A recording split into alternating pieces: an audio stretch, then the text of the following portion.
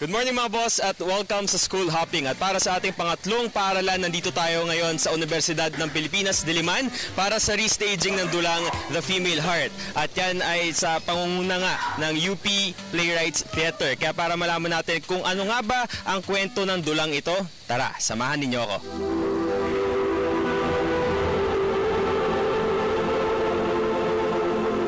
At this point, makakasama natin ang director ng The Female Heart. Walang iba kundi si Miss Banawe Miclat-Jansen and of course, ang kanilang buong cast. Hello guys! Hi! Good morning! Kanina po sa dula, yung estilo niyo na paghahayag yun ng mensahe, yung sinabi niyo nga kanina yung parallelism, kumbaga dalawang mundo, yung pinapakita niyo dito sa entablado. Bakit po ganung style yung napili niyo? Kasi dalawa naman talaga ang kwento dito sa play na ito. Yung kwento sa Pilipinas at saka ang kwento sa New York ng parehong tao. Ni Adelpha, yung character na Adelpha na naginampanan ni Shay Salazar. At ito ang pamilya niya, gagampanan ni Algat Maitan at ni Piwi O'Hara and Shera Siasico at saka ni Mark McKeon bilang Roger yung sa asawa.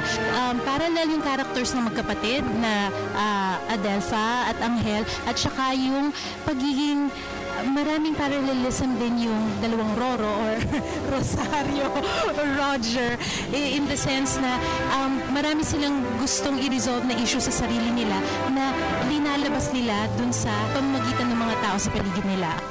Yung kay Roger is sa pamamagitan ni Adelpha at si Rosario sa pamamagitan ni Angel at ni Adelpha. Doon sa kwentong yun, yung pagmamahal, parehong parallel yung pagmamahal na yun. Kaya din, ang staging nito traverse, parallel, makikita ng mga audience yung isa't isa habang nakikita yung buong experience ng dalawang mundo. So, yun, essentially yun. Isang pasada from the whole cast kung bakit kailangan manood ng lahat ng mga viewers natin nitong The Female Heart. Go ahead. Nakakaantig ng puso. Manood po kayo ng Female Heart. Super relevant po, kaya manood po kayo ng The Female Heart. The Female Heart. Thank you. Manood po kayo ng The Female Heart. Totoong-totoo po ito. Sino nga ba ang may female heart? Manood po kayo ng Female Heart. Sumasalamin po ito sa buhay ng mga Pilipino. Pagmamahal sa pamilya, yun po isang mensahe na gusto namin ipakita dito. Kaya please watch The Female Heart. See you start. Okay, ayan. So from July 1st to July 10, dito lamang yan sa, what's the theater again? Guerrero Theater, 2nd floor, Palma Hall, UP Diliman. Okay, maraming salamat. Muli nakasama natin si Miss Banawe Miclat-Jansen, ang director ng The Female Heart, and of course, the whole cast of this play. Thank you so much, and break a leg for your 10 days. Muli ako po si Jules Giang para sa School Hopping ng Good Morning Boss. Thank you.